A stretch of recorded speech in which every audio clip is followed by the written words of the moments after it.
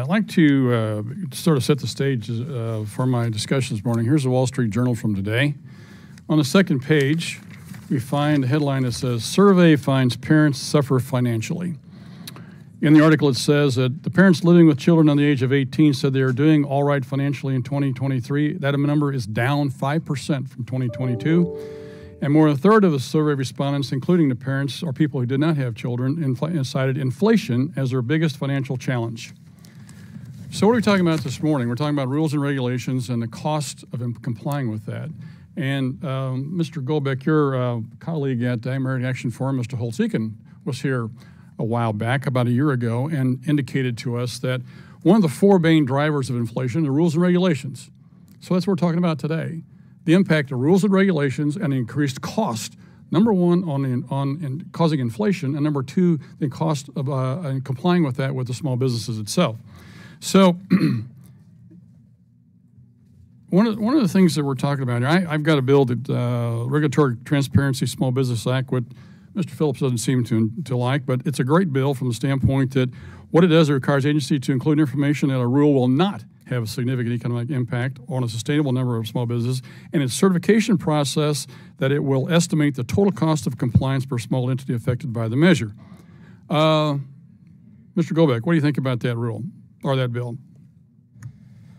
I think any sort of legislation that helps to strengthen the process of determining a significant impact on small businesses is welcome.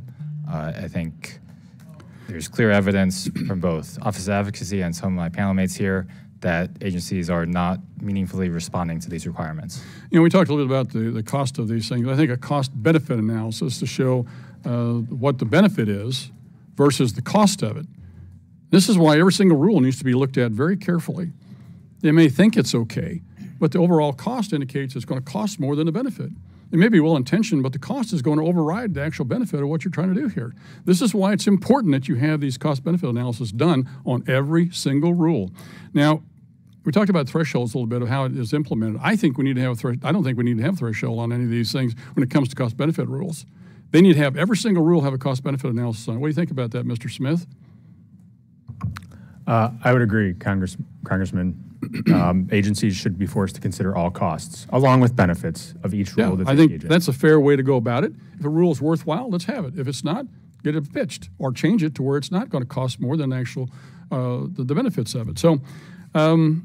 Goldbeck, you talked about regulations being one of the biggest problems of small businesses here, and the agencies not complying with the RFA.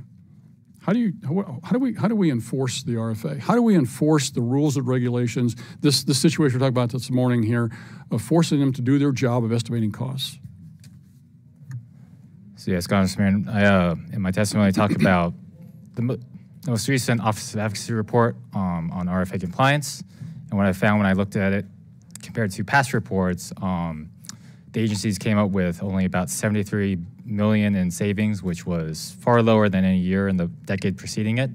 In the preceding decade, I think it averaged about $1.7 billion in small business savings per year from Office of Advocacy input to agencies. And so I think that shows a clear pattern that agencies are not meaningfully responding to this input and not making the necessary adjustments to these rules, even though you keep seeing more and more rules come across the transom. You know, Mr. Holtz-Eakin testified last year when he was here that this administration costing about $150 billion per year to businesses in new regulations that they're putting out. And now their estimate is for the first 4 months of this year, $1 trillion in costs. And I think all of you alluded to that number. That is staggering, absolutely staggering, especially when you figure that it's got to go to regulations are like a tax increase. It takes money out of the system. So businesses have less money to spend on employees, research, expansion, whatever it may be. And as a result, it's very, very anti-economic. It actually harms, and that's a case that's not usually taken into consideration. Is that right, Mr. Smith? That's correct. I actually spoke to a member of ours earlier this month who said she spends half of each day on regulatory compliance. That's not making any money, is it? No, sir, it is not. Well, thank all of you for being here this morning. My time is about to expire. I yield back to the chairman.